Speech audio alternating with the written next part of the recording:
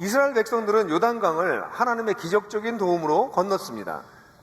이제야말로 본격적으로 가나안 정복 전쟁을 시작해야 되는 그 선상에 왔습니다. 우리랑 좀 비슷해요. 이제 진짜 현장으로 들어가기 직전인 것이죠. 바로 이 직전에 좀 신기하고 좀 독특한 사건들이 기록되어 있습니다. 이것이 4장, 5장에 기록되어 있는데요. 이 4장, 5장에 기록되어 있는 이런 내용들을 보게 되면 이 전쟁이 단순히 영토 확장 전쟁이 아닌 특별한 의미를 가진 전쟁이구나 하는 것을 알 수 있게 해주는 사건들입니다. 어떤 힘으로 이 어려운 가나안 침투를 할 수 있을까? 우리들에게 얘기한다면 우리는 과거에 반복해서 실패도 했고 또 이런저런 이유로 실현 가능해 보이지 않은 여건도 있고 더 편한 일도 보이지만 그것이 아니라 이제 내가 가야 될 길로 가야 되겠다. 한 걸음 내디뎌야 되겠다. 견지하고 있었던 발걸음에서 한 걸음 더 내디뎌야 되겠다. 라는 결단을 우리 개인적으로 공동체적으로 했는데 우리는 오늘 이 본문을 통해서 이제 이전에 가보지 않은 길을 가려면 어떤 힘에 의지해서 어떤 능력으로 갈 수 있는지를 다시 말해서 하나님 나라 운동의 힘이 어디서 오는지를 발견할 수 있을 거라고 생각해요. 4장, 5장을 보면 여기 4가지 사건이 기록됩니다. 이제 3장에서 요단강을 건넜죠. 그래서 4장에서는 요단강을 건너고 난 다음에 기념비를 세우는 얘기가 중심적인 이야기로 나옵니다. 그리고 난 다음에는 5장으로 넘어가서 그들이 할례를 행해요. 그리고 할례가 끝나고 난 다음엔 유월절을 행사를 합니다. 유월절을 지킵니다. 그리고 난 다음에 이제 6장으로 넘어가서 여리고성에 가서 전쟁을 하려고 하기 직전에 여호수아가 군대 장관을 만나는 이야기가 포함되어 있습니다. 이 4가지 사건은 그냥 기록된 것이 아니라 제가 늘 얘기하듯이 성경은 그냥 기록된 것이 아니라 우리에게 뭔가 메시지를 주기 위해서 하나님의 메시지를 전달하기 위해서 기록되어 있는데 이 4가지 사건을 통해서 우리는 이제 실제적으로 여리고성과 아이성과 그 이후에 이어지는 가나안 정복 전쟁을 시작하기 전에 이들이 반드시 갖추었어야 될 그 영성에 대해서 살펴볼 수 있을 것입니다. 다르게 말하면 이번 수련회를 끝내고 이제 본격적으로 우리의 삶의 현장으로 들어가서 이전에 가보지 않은 길을 가려고 할 때 우리가 이 길을 어떤 힘으로 갈 수 있는지를 이 본문이 우리에게 말씀할 것입니다. 첫 번째는 그래서 여기 4가지 영성이 나옵니다. 첫 번째는 기념의 영성입니다. 요단강을 건너고 난 다음에 요단강을 건너는 이 사건을 잘 들어보면 이 본문의 구성된 형식을 보게 되면 이 기념비를 세우는 게 중심이라는 것을 알게 됩니다. 여러분 한 학자가 이렇게 분석해 놨는데 참 분석을 잘했어요. A, B, C, D, C-B, A-. 시작은 요단강 동쪽에서 떠날 차비합니다. 마지막 끝은 요단강 서쪽에 도착했습니다. 첫 번째 준비하고 난 다음에 제사장들이 법궤를 메고 강으로 들어갑니다. 그리고 마지막에는 제사장들이 법궤를 메고 강에서 나옵니다. 그리고 C를 보면 백성들이 도하를 시작합니다. 그리고 백성들이 도하를 마쳤습니다. 근데 그 한가운데 있는 사건이 이스라엘이 기념비를 세운 사건입니다. 이 문학적 구조는 이 D가 가장 중요한 사건이다라는 것을 강조하는 방식으로 쓰여지는 스타일입니다. 다시 말해서 이 요단강 도하 사건에서 이 본문이 강조하고 있는 가장 중요한 사건은 이 기념비를 세운 것입니다. 자, 한번 4장 8절에서부터 9절까지를 한번 읽어봅시다. 같이 읽겠습니다. 시작. 그래서 이스라엘 자손은 여호수아가 명령한 대로 하였다. 그들은 주님께서 여호수아에게 말씀하신 대로 이스라엘 자손의 지파수에 따라 요단강 가운데서 돌 12개를 메고 나와서 그것들을 그들이 머무려는 곳까지 가져다가 그것에 내려놓았다. 여호수아는 요단강 가운데 언약궤를 메었던 제사장들의 발이 머물렀던 곳에 다른 12개의 돌을 세웠다. 그 돌들이 오늘까지 거기에 있다. 이 본문을 보고 이제 학자들이 약간 논쟁을 하기도 해요. 이 12개의 돌을 한 세트를 놓은 거야? 두 세트를 놓은 거야? 근데 제가 보기엔 본문에 나와 있는 그대로 두 세트를 마련했다고 우리가 봐야 됩니다. 하나는 어디죠? 길갈에 12개의 돌을 세웁니다. 또 하나는 뭡니까? 제사장들이 머물렀던 그 마른 땅에 12개의 돌을 세웁니다. 12개의 돌은 당연히 12지파를 상징하는 것이죠. 근데 왜 어차피 물에 덮일 곳에 돌을 세웠을까요?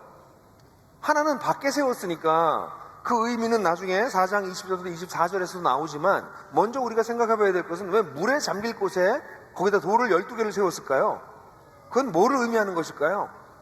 그리고 이 길갈에 세워지는 12개의 돌을 보면서 저 요단강 속에도 12개의 돌이 있어 라고 생각하게 만드는 이런 기념비는 왜 했을까요? 저는 하나님의 역사가 아니면 이스라엘 백성이 그 수장되어 있는 돌과 같은 운명이 되었을 것이라는 것을 상징하는 것이라고 생각합니다. 이스라엘 백성들이 가나안 길갈에 서 있는 12개의 돌을 보면서 우리가 여기를 마른 땅을 밟고 건넜어. 와우! 기뻐만 할 것이 아니라 하나님이 도우시지 않는다면 우린 저기에 수장됐을 것이다. 우리 12지파 다 저기에 수장됐을 것이다. 라는 것을 상징하고 있는 것입니다. 그렇습니다. 사랑하는 형제자매 여러분, 하나님께서 우리를 위해서 하신 일을 생각할 때 늘 하나님이 아니었으면 그냥 잘 사는 삶이었는데 하나님 때는 조금 고상한 삶을 살았네, 이 정도로 기독교를 이해하고 계시다면 기독교에 대해서 처음부터 잘못 알고 계신 것입니다. 그분의 도우심이 없었다면 우리는 수장될 존재들입니다. 우린 요단강을 건널 수 없었을 것입니다. 홍해를 따라 건너다가 몰살당했던 이집트 군대들처럼 설사 요단강이 열렸다 할지라도 우리는 그것을 건널 힘이 없었을 것입니다. 그래서 그곳에 12개의 돌을 보이지 않지만 세워놨습니다. 우리가 구원을 받고 난 다음에도 늘 우리는 구원받기 전에 우리의 상태가 어땠었는지를 기억해야 되는 것이 이 장면에서 생각되는 부분이죠.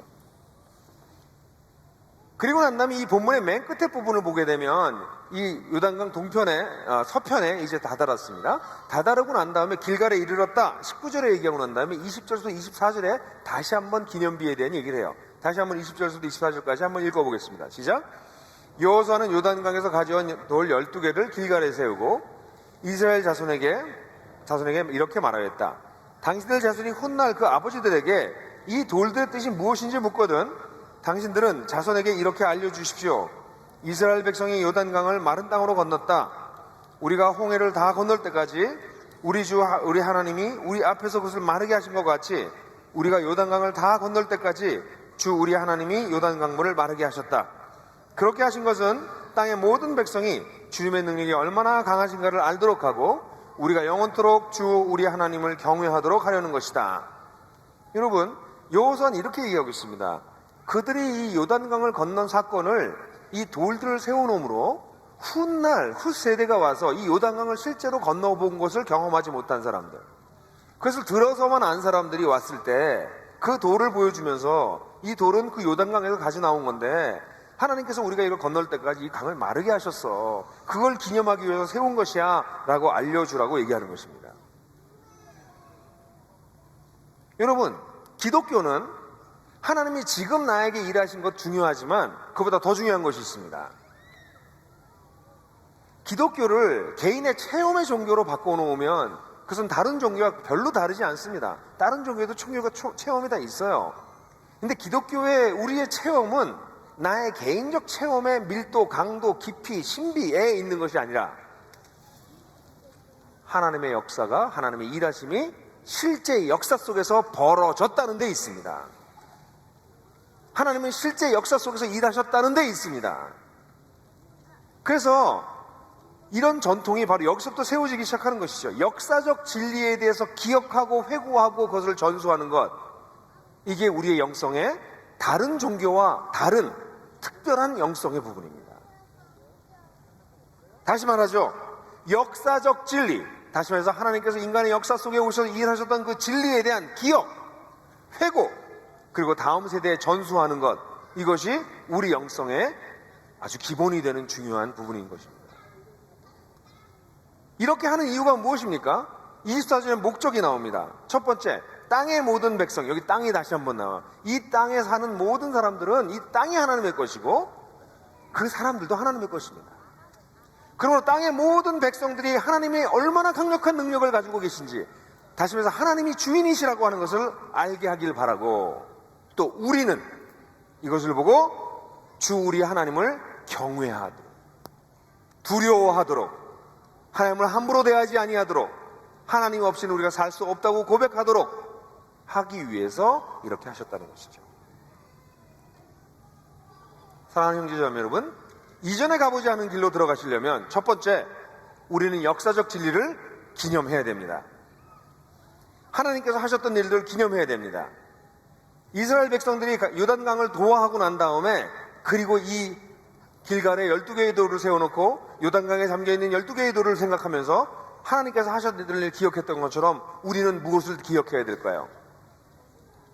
재밌게도요, 이들이 이 요단강을 건넜던 날이 열째 달 열흘입니다.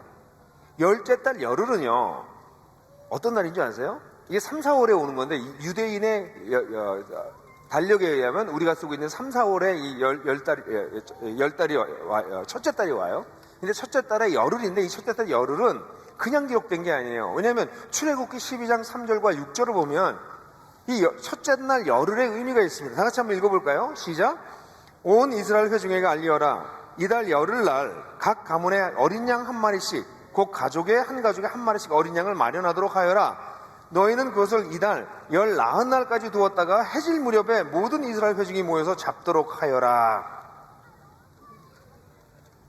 어린 양을 준비하는 날이 바로 첫째 달 열흘입니다.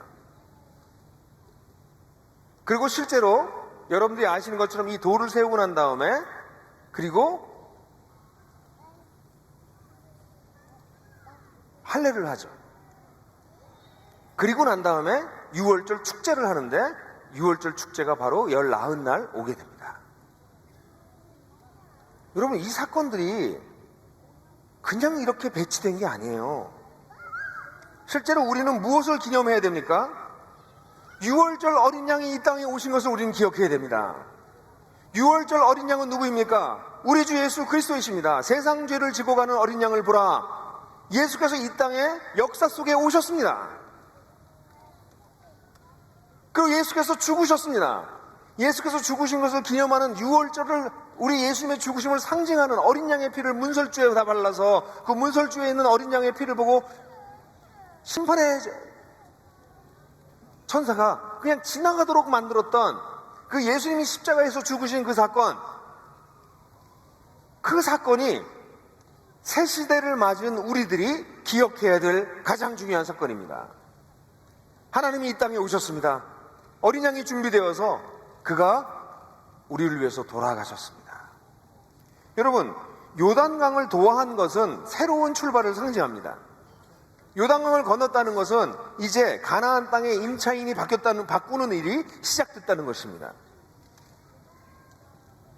우리들이 예수 그리스도가 죽으시고 부활하셨다라고 하는 것은 단순히 내 죄를 사함을 받았다라고 얘기하는 것 가지고는 기독교가 너무 약하다는 이유가 뭐냐면, 예수님이 이 땅에 오셔서 죽으신 것은 새로운 시대가 시작되었다는 것을 뜻합니다. 가나안 땅의 임차인들을 바꾸는 시대가 아니라 온 땅의 임차인을 바꾸는 시대가 시작됐다는 것입니다. 하나님 없이, 하나님을 무시하고 인간 중심으로 살아가고 있던 세상에 하나님이 주인이 되신 역사적 사건이 시작됐다는 것이 어린 양이 오셔서 죽으시고 부활하신 사건으로 이루어진 것입니다. 그러므로 우리는 이 새로운 시대가 시작되었다는 것을 알고 매일매일 하나님 앞에 살아갈 때 이 새로운 시대가 시작되는 것을 기념하는 것이 필요합니다. 기억하는 것이 필요합니다. 이것이 우리의 영적 뿌리입니다. 예수께서 이 땅에 오셔서, 메시아이신 예수께서 이 땅에 오셔서 어린 양으로 오셔서 죽으시고 부활하셨다는 것, 그러므로 새로운 시대를 여셨다는 것, 그것이 우리가 늘 기념해야 될 일입니다. 그렇지 못하면 우리는 이 진리로부터 벗어나게 됩니다. 초대교회에서도 이런 일이 일어나서 갈라디아서를 보게 되면 사도 바울이 갈라디아 교인을 바라보면서 이렇게 얘기하고 있습니다. 같이 한번 읽어볼까요? 어리석은 갈라디아 사람들이여, 예수 그리스도께서 십자가에 못 박히신 모습이 여러분 눈앞에 선한데 누가 여러분을 홀렸습니까? 갈라디아 사람들은 예수께서 십자가에 못 박히신 그 역사적 사건으로부터 그렇게 멀리 떨어져 있지 않습니다. AD 48년 정도에 갈라디아서가 쓰여졌다고 생각한다면 예수님이 AD 30년에 돌아가셨기 때문에 겨우 18년밖에 지나지 않은 시기예요.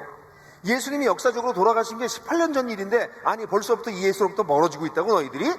이 어리석은 갈라디아 사람들아 라고 얘기하는 것이 바울의 얘기입니다. 사랑하는 형제자매 여러분, 여러분들의 믿음의 뿌리는 어디에 있으십니까? 여러분들의 믿음의 기초, 파운데이션, 토대는 어디에 있습니까? 왜 우리 나들목에서의 제자훈련에 풍성한 삶의 기초라고 했는지 아십니까? 그건 토대입니다. 파운데이션입니다. 예수 그리스도 안에서 하나님께서 이루신 놀라운 일, 역사 속에 오셔서 이루신 하나님의 그 놀라운 일이 우리 영성의 기초이기 때문에 그렇습니다. 우리 영성의 토대이기 때문에 그렇습니다. 여러분들이 얼마나 놀랍고 신비한 영적 체험을 하냐, 그건 둘째 문제입니다. 또 중요하지도 않을 수도 있습니다. 더 중요한 것은 하나님이 인간의 역사 속에 들어오셔서 일하신다는 것입니다.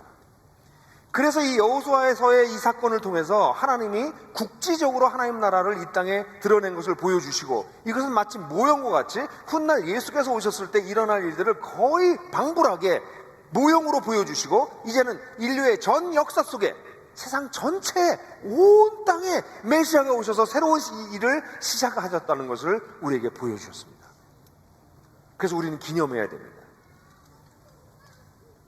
그래서 여러분들, 제가 볼 때 우리 1년에 한 번 우리 예수님의 성금요일 기억하는 거, 여러분 성금요일은요 죽었다 깨나도 그날은 딴 거 하시면 안 돼요.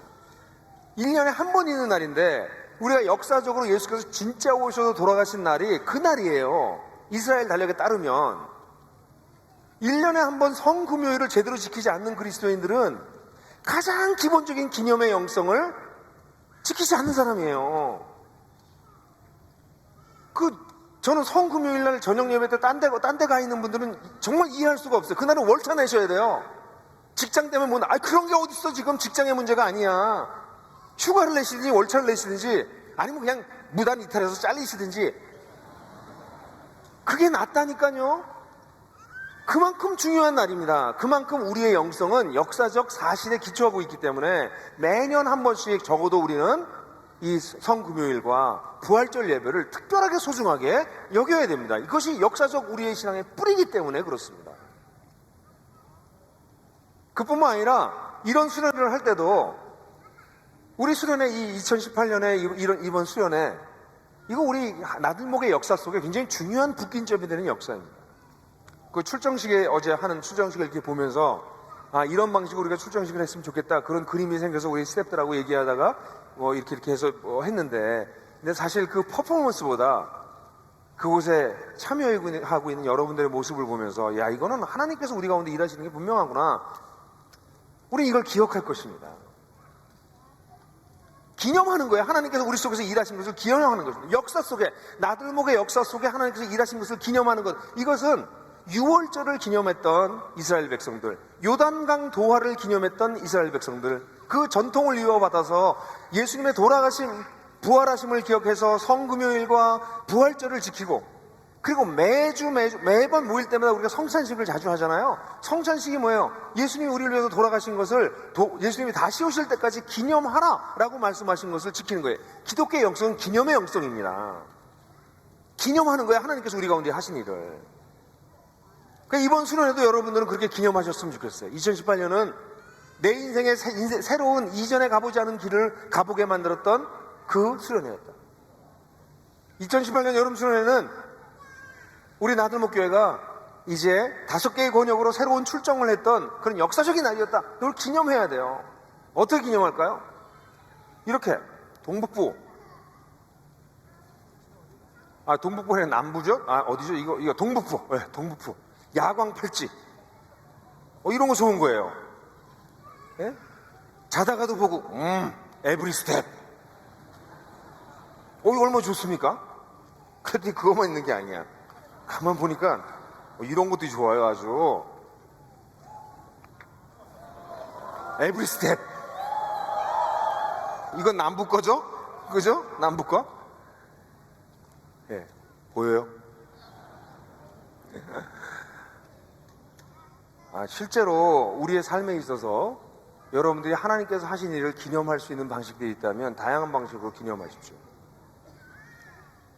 저는 아주 어릴 때 유치해 보일지 모르지만 예수님 처음 만나고 예수님의 십자가의 사건이 너무 소중하다고 생각해서 많은 사람이 그러는 것처럼 제 시계 한가운데다 십자가를 이렇게 그려놨던 그걸 볼 때마다 우리 주님께서 나를 위해서 아주 어릴 때 그랬던 적이 기억나요. 여러분, 우리의 영성은 하나님의 인간의 역사 속에서 오셔서 일하신 역사적 사실에 기초합니다. 그래서 기념의 영성, 그걸 잊지 마십시오. 여러분들 종교를 여러분들 개인의 감정의 대상으로 만들지 마십시오. 여러분이 어떻게 느끼든 상관없습니다. 제가 한번 간증했는지 모르지만 제가 제 인생에 아주 어려움을 겪을 때 제가 주님을 위해서 제 젊은 시절을 다 드리고 정말 현실적으로 살았다고 저는 생각했었어요. 근데 제 인생에 가장 어려운 시기가 닥쳐왔었어요. 그게 1988년이었어요. 너무 힘들었어요. 한 달 사이에 거의 10kg가 빠졌어요. 제가 힘들면 살이 찌는 스타일이지 빠지는 스타일은 아니에요. 근데 그땐 10kg가 한 달에 빠질 정도로 힘들었어요. 그렇게 몇 달을 지나고 난 다음에 7월달, 8월달 지나기 직전에 제 마음속에 그런 마음이 들었어요. 내가 하나님을 부인해야 되겠다. 이게 엉터리다. 이렇게 하나님을 위해서 살았는데 어떻게 나에게 돌아오는 게 이런 것인가. 그래서 하나님에게 분노하기 시작했습니다. 그리고 하나님을 부인해야 되겠다고 생각했어요. 내가 책이라도 하나 써야 되겠다. 풍성한 삶으로의 초대, 웃기네, 뭐 이런 책 써야 되겠다. 그런데 그해 7월, 근데 저에게 그해 주기도문을 강의하라고 하는 그런 초청을 받았었어요. 주기도문을 준비하면서 억지로 준비하는 거죠. 근데 기도하던 중간에 깨달음이 저에게 있었어요. 내가 하나님을 욕하고 부인하고 돌아서도 갈보리에서 빛나는 하나님의 사랑은 부인될 수 없구나. 내가 하나님을 부인한다 할지라도 인간의 역사 속에 오셔서 보여주신 그 하나님의 사랑은 변하지 않습니다. 제가 신앙을 버리지 않을 수 있었던 이유는 그 역사적 사실을 부인할 수 없었기 때문입니다. 사랑하는 형제자매 여러분, 여러분의 체험을 역사적 진리보다 더 앞세우지 마십시오. 기독교는 체험을 추구하는 것이 아니라 진리를 추구하는 것입니다. 인간의 역사 속에 오셔서 일하고 계신 그 하나님께 우리의 뿌리를, 우리의 기초를 놓는 것이 우리의 영성인 것입니다. 그러므로 앞으로 이전에 가보지 않은 길을 가실 때 어떤 때 하나님이 나와 함께 계시지 않는 것 같이 느껴질 때, 일이 풀리지 않고 어려운 일이 계속해서 반복될 때 하나님은 나를 버리셨구나라고 말하지 마십시오. 여러분의 느낌대로 살지 마십시오. 하나님께서 여러분들을 위해서 하신 일을 기억하고 역사 속에 일하신 하나님을 기념하십시오. 그게 기독교의 영성이 다른 종교의 영성과 확연하게 차이나는 매우 중요한 부분입니다. 그래서 이 사건이 있었을 때, 요단강을 도하했을 때 이 사건의 핵심에 이 역사적 사건을 기념하는 것을 배치시킨 것입니다. 두 번째는 요단강 도하 직후에 예식을 하는데 할례를 합니다. 이 할례를 한다는 건 뭘까요? 왜 할례를 이 시점에서 했을까요? 요단강을 건너기 전에 하지 않고 왜 건넌 다음에 했을까요? 이것은 요단강을 건너므로 말미암아 새로운 시대에 접했다라고 하는 것을 상징하기 때문에 그렇습니다. 요단강을 건너기 전까지는 새로운 시대에 들어오지 못했습니다. 요단강을 건너고 난 다음에 이제야말로 하나님 나라의 운동이 가나안 땅으로 이제 시작되는 것입니다. 그래서 요단강을 기점으로 그 전 시대와 그 이후 시대가 결정되는 것이죠. 다시 말한다면 요단강을 건너므로써 이스라엘 백성들은 새로운 백성으로 태어난 것입니다. 그래서 5장 4절 같은 데 보면 하나님을 배반하였던 이스라엘 백성들이 광야에서 다 죽었다. 5장 4절에서. 그래서 이 어른들, 갈렙과 여호수아를 제외한 하나님을 반발했던, 하나님을 신뢰하지 않고 하나님에게 불평을 했던 모든 세대는 40년 동안 광야에서 다 죽었습니다. 그래서 어린 세대들, 그때 이 장년이 되지 않은 어린 세대들과 갈렙과 여호수아만이 이 요단강에 건너서 새로운 시대로 들어간 것이죠. 과거 세대와는 다른 새로운 세대가 시작됐다는 것이죠. 새 시대가 시작됐다는 거죠. 또 다르게 얘기하면 이제 하나님이 임대해 주시는 땅으로 들어갈 수 있는 그 출발점에 섰다는 거죠. 근데 재밌는 건요, 여러분, 이들은 이제 가나안 땅으로 이제 들어가요. 요단강이 뒤에 있어요. 요단강을 다시 건너서 저쪽으로, 서쪽으로, 동쪽으로 갈 수 없습니다. 배수의 진을 친 거예요. 요단강을 건넌 것으로 즐거워했죠. 그리고 어떻게 됐죠? 요단강이 다시 제사장이 언약궤를 메고 나오니까 물이 다시 제방까지 차버렸습니다. 이제 이 공동체가 다시 요단강을 건너서 요단 동쪽으로 갈 수는 없습니다. 오늘날 수많은 교회가 이 하나님의 요단강을 건너서 새로운 공동체가 되고 난 다음에 다시 세상으로 돌아가다가 사실은 요단강에 빠져 죽어가고 있는 상태입니다. 우리에게 배수의 진은 없습니다. 이제는 정말 새로운 시대를 살든지 아니면 세상으로 돌아가서 더 비참한 꼴로 죽어가든지 둘 중에 하나가 그리스도인들에게 남은 것입니다. 새로운 시대가 시작되었다는 거죠. 이때 할례를 행합니다. 할례는 무엇입니까? 이것은 아브라함과 하나님께서 처음 맺은 건데요. 창세기 17장 11절부터 13절을 보게 되면 같이 한번 읽어봅시다. 시작.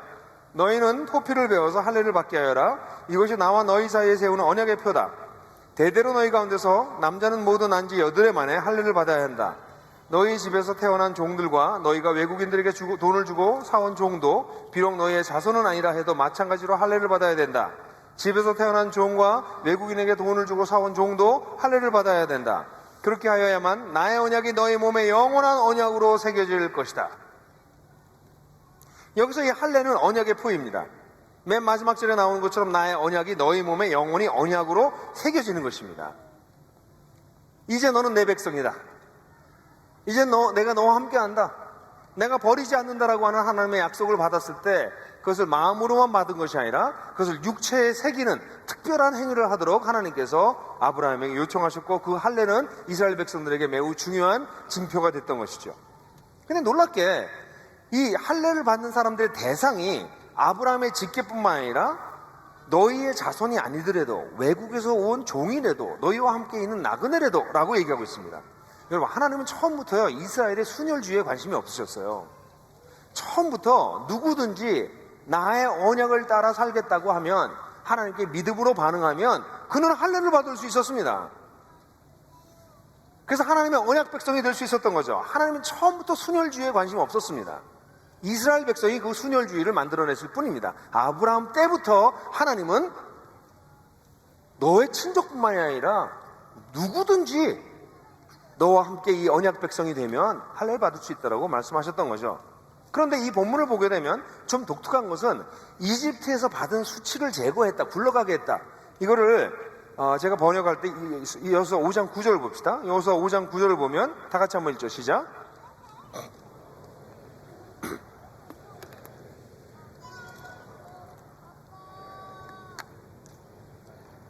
여기 애굽의 수치라고 한 번역은 제가 바꿔 쓴 거예요. 새 번역에서는 이집트에서 받은 수치라고 되어 있습니다. 근데 그냥 직역하면 이집트의 수치예요.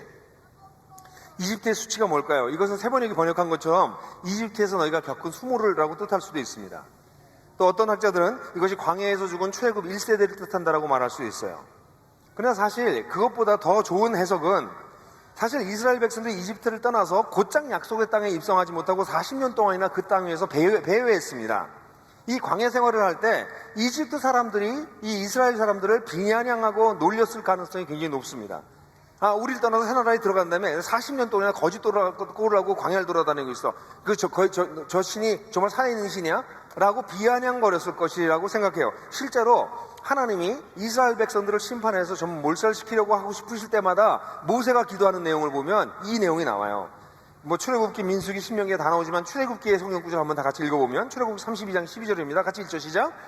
어찌하여 이집트 사람이 그들의 주가 자기 백성에게 재앙을 내리려고 그들을 이끌어내어 산에서 죽게 하고 땅에서 완전히 없애버렸구나 하고 말하게 하려 하십니까? 제발 진노를 거두시고 뜻을 돌이키셔서 주님의 백성에서 이 재앙을 거두어 주십시오. 그러니까 이스라엘 백성들은 하나님의 백성인데도 불구하고 하나님의 백성답지 못하게 광야를 헤매고 있는 거예요. 하나님에게 불순종했기 때문에. 그 수치를 제거해버렸다는 것이죠. 이 길갈이라고 하는 단어는 굴러가게 했다는 것입니다. 굴러가게 하다는 뜻이에요. 그러니까 이 애굽의 수치를 여기서 없애버리셨다는 것이에요. 이것은 무엇입니까? 하나님께 속한 백성이었는데 그동안 하나님 백성답지 못했던 것을 제거시켜버렸다는 것입니다. 하나님 나라 백성임을 세상에게 또 자신에게 천명하는 것, 이것이 할례입니다. 우리의 두 번째 우리가 생각해야 될 영성은, 우리가 이전에 가보지 않은 길을 가려고 할 때 두 번째 영성은 여러분들 자기 정체성과 관련된 것인데, 그것은 여러분들을 성별하는 영성입니다. 거룩하게 구별하는 영성입니다. 여러분, 거룩이 무엇입니까? 그것은 하나님을 닮는 것입니다. 온전한 거룩에 이를 때까지는 시간이 굉장히 많이 필요하겠죠. 죽을 때까지도 우리는 완전한 그 거룩에 이르지 못할 것입니다. 그러나 우리는 이 거룩에 참여하는 자가 되었습니다. 그래서 그 완전한 거룩에 이를 때까지 내 몸에 할례를 해서 내가 다른 신부님을 자각하듯이 우리는 새로운 정체감, 새로운 소속감을 가지고 살아가는 것입니다. 나는 세상에 하나님을 모르는 사람들과는 다르다. 나는 세상을 쫓으며 살았던 그 수치스러운 부분들을 굴러가게 했던 존재다 라는 선언입니다. 세례식이 그런 면에서 굉장히 중요하죠. 세례식은 나는 이제 하나님의 백성이 된 것입니다라고 자기를 성별하는 아주 중요한 예식입니다. 그래서 나들목에서 세례식을 소중하게 느끼는 이유는 세례식을 기점으로 그가 공적으로 하나님의 백성이 됐는지 아닌지를 선언하는 것이기 때문에 세례식을 우리는 굉장히 소중하게 여깁니다. 할례는 그런 면에서 세례식과 굉장히 닮을 면이 있습니다. 근데 그뿐만이 아닙니다. 일상에서 나는 세상 사람과 다릅니다라고 여러분이 여러분 사실을 구별하셔야 됩니다. 여러분들 세상 속에서 세상 사람이랑 다르기 때문에 난 성경책 들고 다니고 밤낮 양복꼭 입고 그런 건가요? 여러분 세상 속에서 하나님을 모르는 사람들과 여러분들이 구별되는 라이프 스타일은 무엇입니까?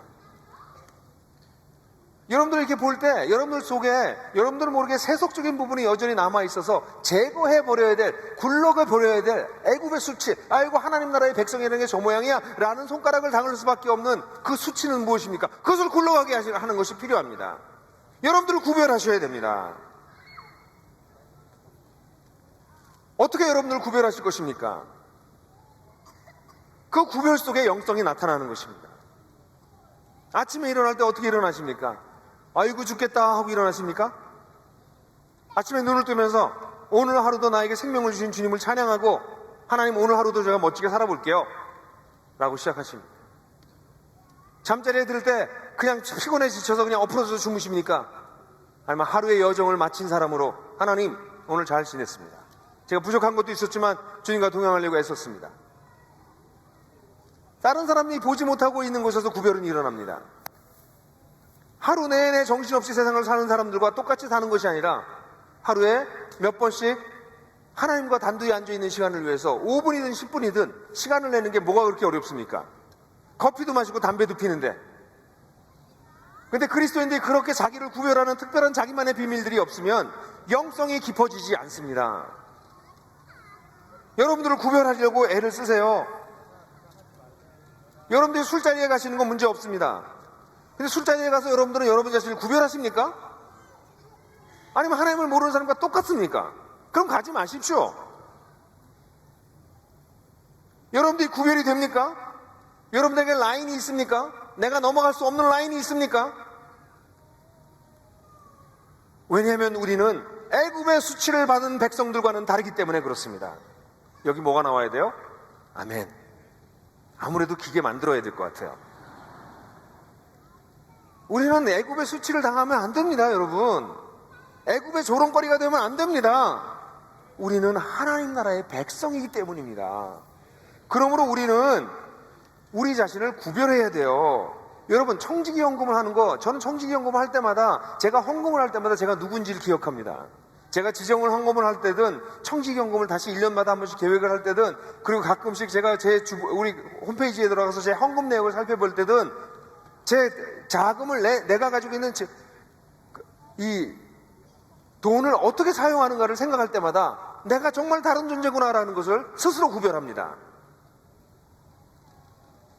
여러분, 주일날 안식일을 지키는 것, 주일 예배를 드리는 것은 나 자신을 세상과 구별하는 것입니다. 난 일주일에 한 번 이 예배는 생명을 걸고 드려요. 난 이 예배 그냥 한 번 점찍듯이 오는 것이 아니라 정말 정성을 다해서 드려요.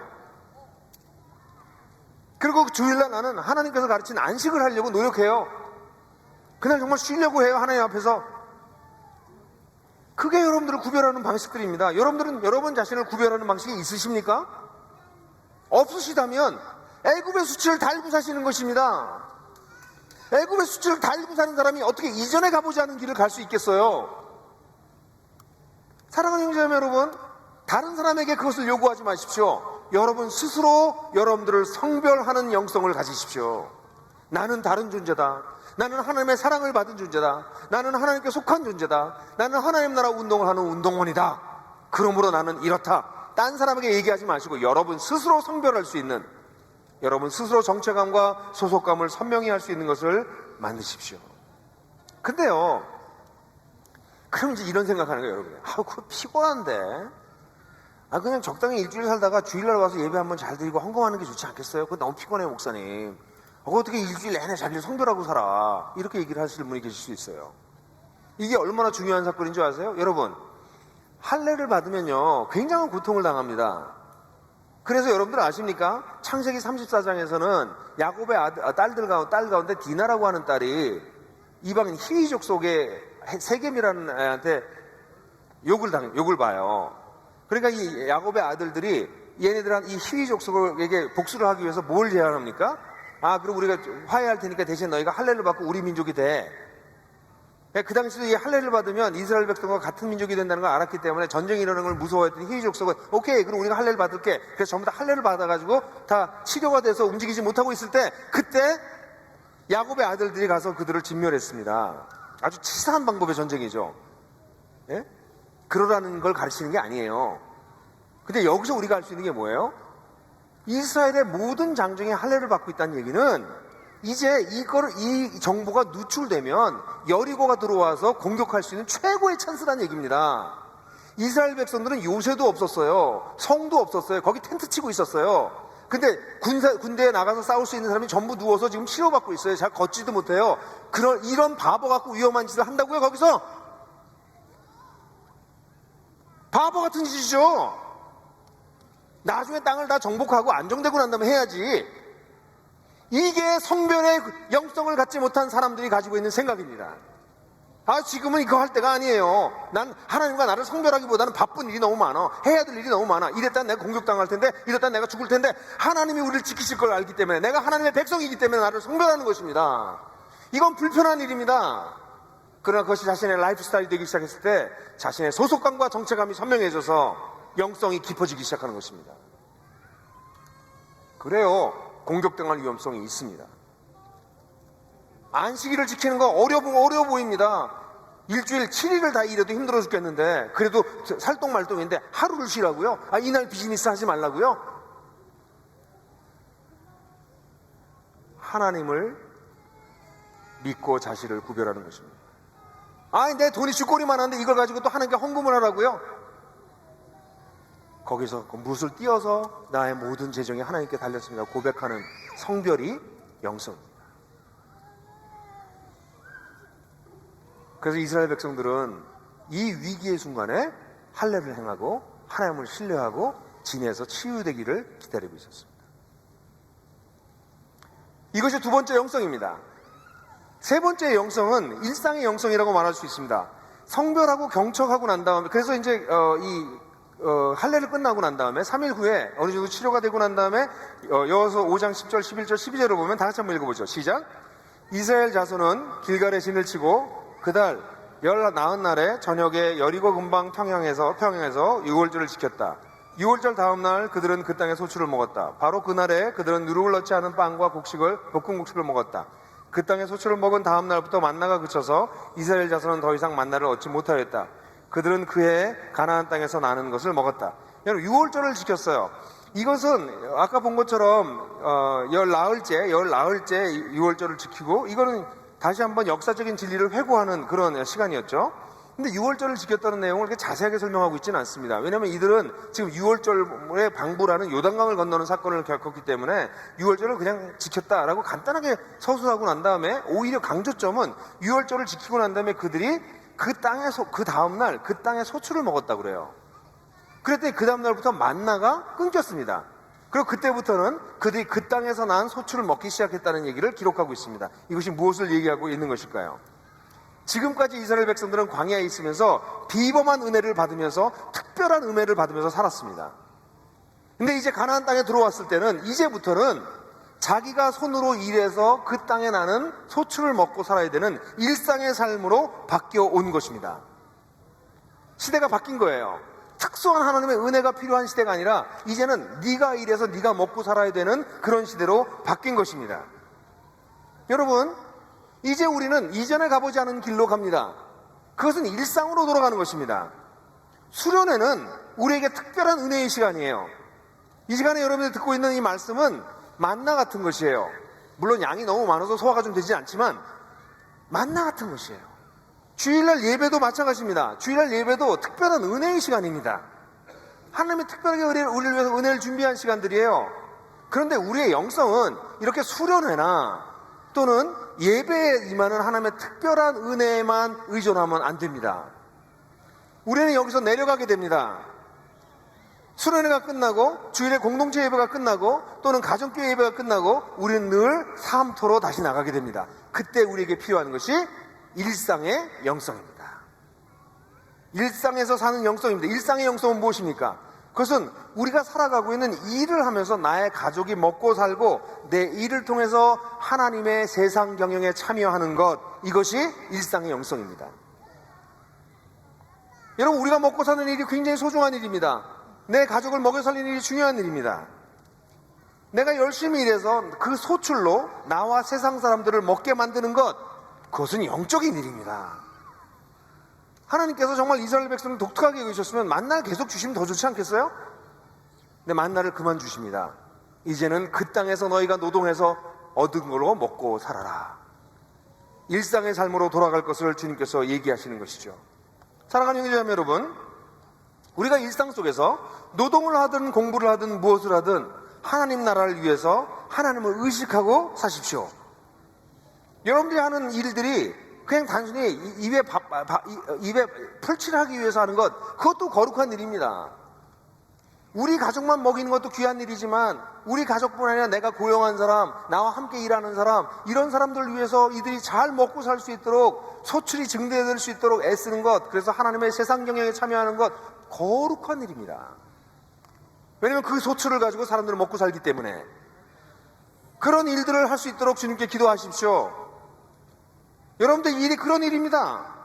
근데 그런 일을 할 때 그런 일들이 이 하나님 나라, 하나님의 경영에 내가 참여하는 일인지를 늘 생각하십시오. 하나님이 세상을 회복하는 일을답게 내가 일을 하는가, 아니면 세상을 파괴하는 쪽에 속한 그런 일을 하고 있는가 생각해 보십시오. 그래서 우리는 일상의 영성으로 들어갔을 때 거기에서 우리의 필요한 것은 성령님이십니다. 갈라디아서 5장 25절에 이렇게 기록하고 있죠. 잘 아는 구절이죠. 우리가 성령으로 삶을 얻었으니 우리는 성령이 인도해 주심을 따라 살아갑시다. 성령의 인도를 위해 따라간다는 영어는 keep in step with Holy Spirit. 성령님과 함께 보조를 맞춰 걸어갑시다라는 뜻입니다. 여러분, 공부하기 전에, 일하기 전에 성령님과 함께 걸으려고 애쓰십시오. 공부하기 전에, 일하기 전에 성령님과 함께 하는 것을 기억하려고 애쓰십시오. 저는 청년회 때, 대학생 때 7시 반마다 학생회관에 가서 아침에 큐티를 하면서 하루를 시작했던, 대학교 2학년 때, 1, 2학년 때 그렇게 했던 게 기억이 납니다. 그것이 몸이 배기 시작해서 나중에는 도서관에 가서 앉으면 제일 먼저 한 일은 기도하고 성경을 읽는 일이었습니다. 짧은 시간이지만 그런 시간들이 저로 하여금 왜 공부를 하는지 기억하게 만들어 줬었습니다. 사랑하는 형제자매 여러분, 여러분 스스로 일상 속에서 성령님과 동행하려고 애쓰십시오. 성령께서 거기 같이 가십니다. 그분을 의식하십시오. 그분을 찾으십시오. 그분의 뜻을 구하십시오. 저는 이번 여름 수련회 와서 일상의 영성 중에서 한 가지 결단한 게 있어요. 제가 이제 물통을, 제 개인 물통을 들고 다니기로 결정을 했습니다. 제가 오래전에 종이컵을 쓰지 않기로 생각하고 텀블러를 가지고 다니고 머그컵을 쓰는 건 오래됐습니다. 그래서 제가 거의 종이컵을 안 쓰려고 애를 써요. 근데 제가 한번 보니까 설교할 때고 언제고 500ml짜리 물통을 늘 많이 쓰더라고요. 근데 한번 보니까 그것도 전부 다 플라스틱 쓰레기예요. 이 플라스틱 문제가 너무 심각하다고 그러는데, 아, 이거 안 되겠구나 하는 마음이 하나님께서 저한테 좀 주셨어요. 그래서 이제는 내가 여기다 물을 담아 마셔야 되겠다. 그래서 제가 비서 형제한테 얘기했습니다. 너 여기다 물 달라고 그러면 500ml 따서 여기다 주면 죽는다.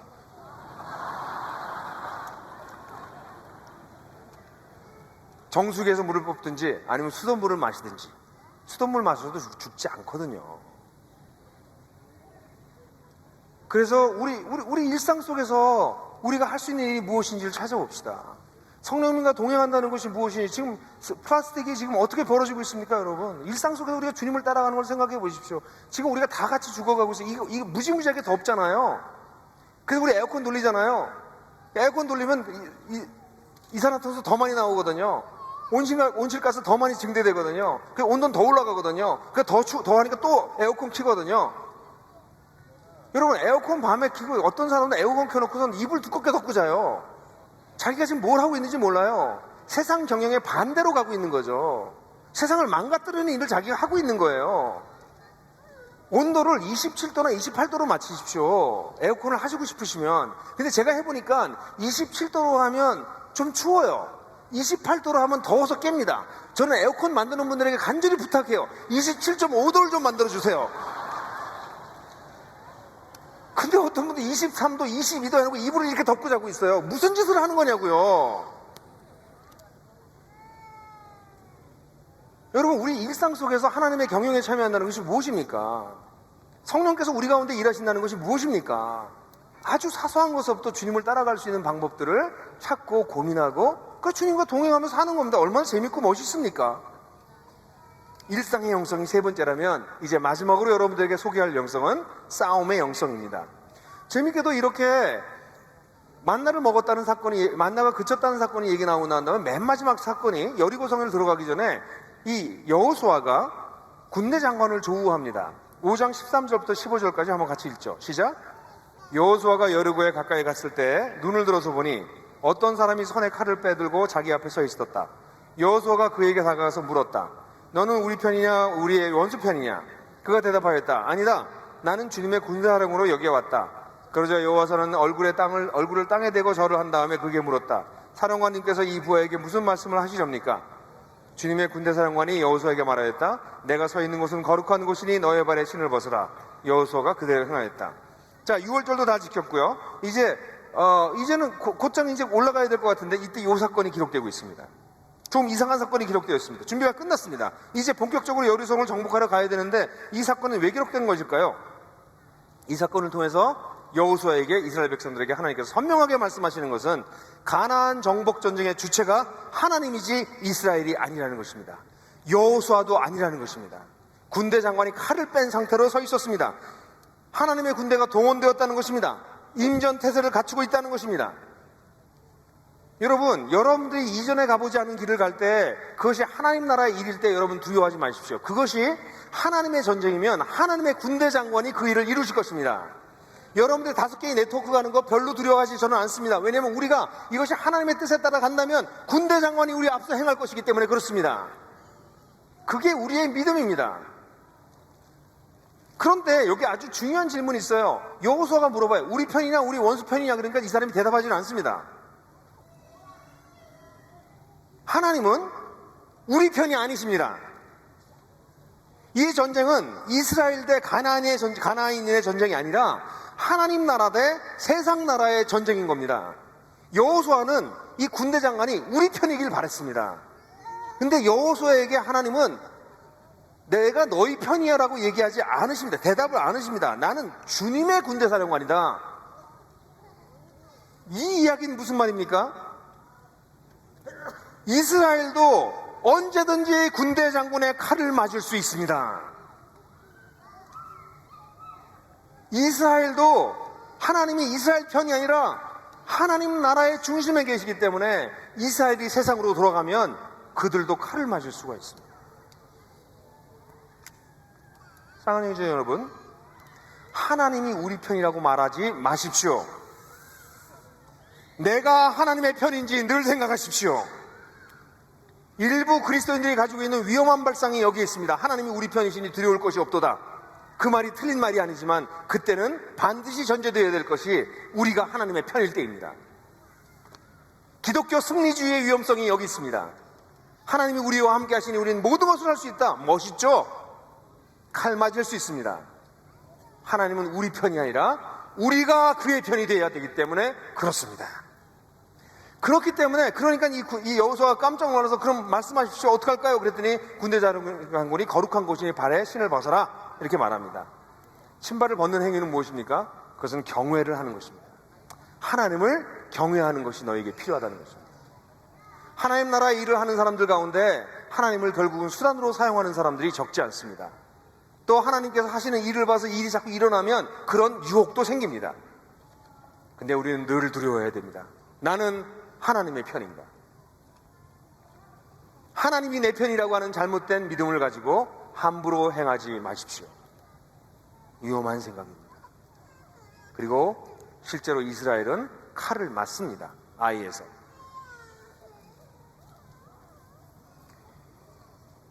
사랑하는 형제자매 여러분, 하나님의 편으로 영적 전쟁에 임하십시오. 지금도 영적 전쟁이 치열하게 일어나고 있습니다. 여러분들이 이전에 가보지 않은 길을 가려고 하신다면 그 전쟁의 주체가 누구인지 알고 가십시오. 그리고 여러분들이 그분의 편인지 아닌지를 늘 생각하십시오. 그래서 사도 바울이 이것을 너무나 잘 알았기 때문에 에베소서에 보면 우리가 영적 전쟁을 하고 있다고 이야기하고 있습니다. 성경 읽지는 않겠어요. 너무나 잘 아는 구절이니까. 사랑하는 형제자매 여러분, 이제 우리가 에브리 스텝 이제 밟을 때가 됐습니다. 우리 수련회장에서 이제 내려가서 이제 매 발걸음 하나하나를 옮겨 놓을 때가 왔습니다. 이제부터입니다. 그리고 강하고 담대할 수 있습니다. 그렇다면 사랑하는 형제자매 여러분, 우리는 적어도 오늘 이 말씀을 통해서 4가지 영성에 대해서 생각해 봐야 돼요. 기념의 영성, 성별의 영성,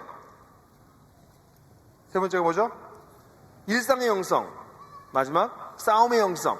이 4가지 영성을 여러분들 생각하셔야 됩니다. 여러분들 가운데 제일 중요한 것은 무엇입니까? 이렇게 말할 수 있을까요? 오늘 우리가 성찬식을 우리가 할 것인데요, 나는 역사적 진리를 기념하겠습니다. 이런 고백이 여러분들의 고백이 될 수 있을 거예요. 나의 신앙을 역사적 진리에 뿌리내리겠습니다. 이런 고백이죠. 두 번째는 나는 하나님께 속한 자임을 천명하겠습니다. 나는 세상에 나가서 나를 구별해서 천명하겠습니다. 그게 여러분들에게 필요한 고백일지도 모르겠습니다. 나는 일상 속에서 주님과 동행하겠습니다. 이것이 여러분들의 고민해야 될 결론일지도 모르겠습니다. 마지막으로는 나는 하나님 편으로 영적 전투에 임하겠습니다. 이것이 여러분들의 고백이 되어야 될지 모르겠어요. 이 4가지가 다 될 수도 있겠지만 여러분들에게 가장 중요한 고백은 무엇입니까? 오늘 이 아침에 이전에 가보지 않은 길을 우리 모두가 갈 때 여러분들은 어떤 결단을 하면서 하나님 앞에 나아가시고 싶으십니까? 이 시간 함께 우리 이번 여름 수련회 주제가를 다 같이 부르면서 이 4가지 영성 가운데 특별히 나에게 필요한 영성이 무엇인지를 생각하면서 함께 찬양을 올려드리겠습니다.